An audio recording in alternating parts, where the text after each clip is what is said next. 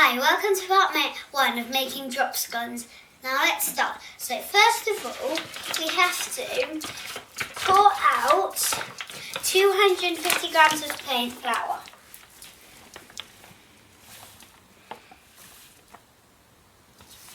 So I've gone a bit over, so all I have to do is I have to get a spoon and spoon it out a bit.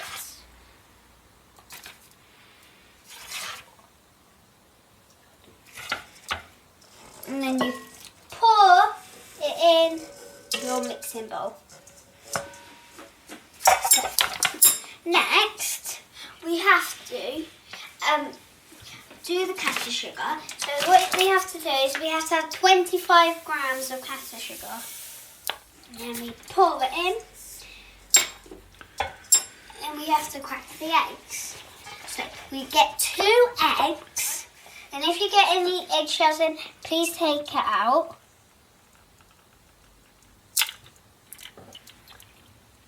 There's 1 egg.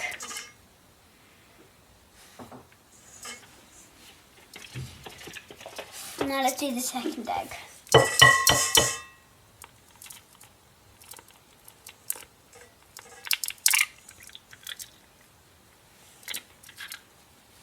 After you've put the eggs in, you need to wash your hands.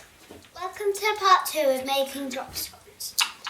So we need 1 teaspoon of baking powder. And if it's gone a bit over, just spoon it off into there. And then pop it into your mixing bowl. Next, get a pinch of salt. Next, we put the milk in, and it's 225 millilitres in here. Can you hear it crackling? Welcome to part 3 of making drop scones. Now, what we have to do is we have to whiz up all the ingredients together.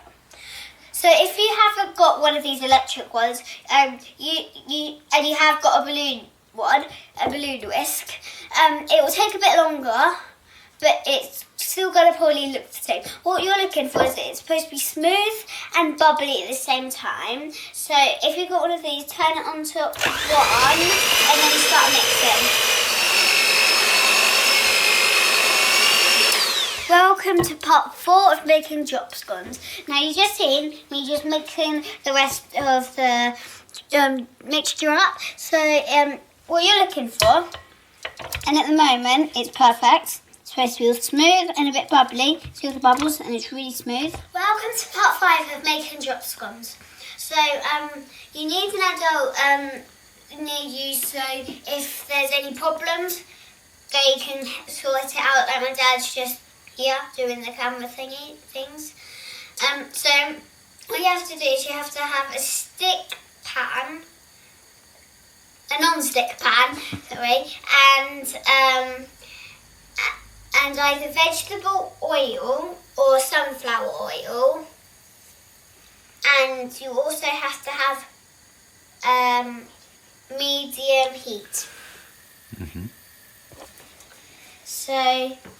So you get half a spoon with a big spoon, and then you get it on and put it in.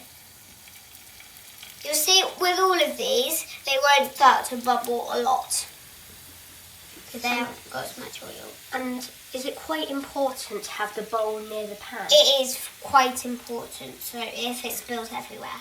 Welcome to part 6 of making drop scones. So with the drop scones, these are still the first batch, the 4, and the first side has to be for about 1 minute, and then the second side is probably half a minute.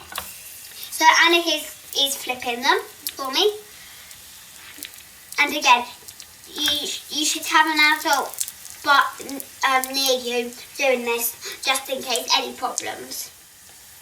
Try and do the drop scones in order so that The first one that you've put in, it will be the Yeah. readiest one. So.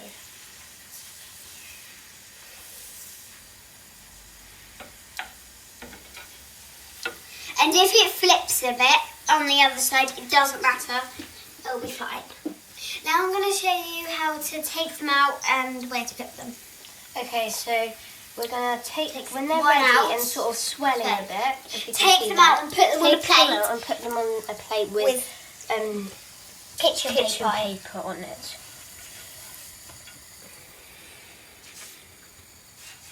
Again, try and take them out in the order you flipped them in. Now this second batch will take shorter time because the pan's obviously hotter. This is the last of our mixture.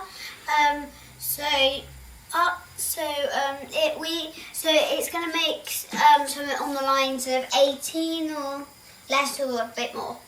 So because we've made 18. Yeah, it'll probably make about the same if you use the mixture right. So, and we've got all of these things, so we can have Nutella, homemade jams, marmalades, butters, lime juice, lemon juice and orange juice on them. And sometimes people like to have some syrups or sugar. You can really have Anything same you things like. that you We have have on on toast. So you can And have a couple of Marmite and other stuff as well. But we like to eat them just like this.